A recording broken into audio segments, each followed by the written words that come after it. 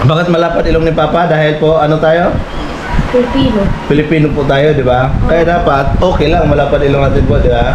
Huwag mo nang ganyanin yung ilong mo, tanggapin mo na yung katotohanan. No. Mama, mindset ba?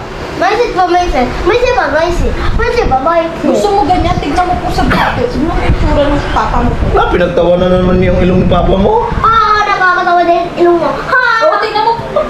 Oo, ayan na naman si Mama, oh. Naku, baba. Ikaw naman, yung ilong mo naman, parang tinapay. Pero siyempre anak Pilipino po si Papa, di ba po? Opo, di ba? Kaya okay lang ganyan ilong po. Unang sumakawa ng Pilipinas.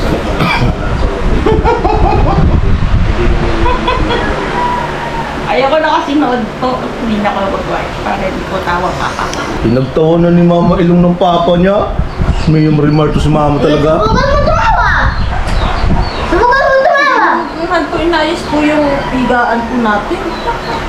Yan, ibahin yung ano.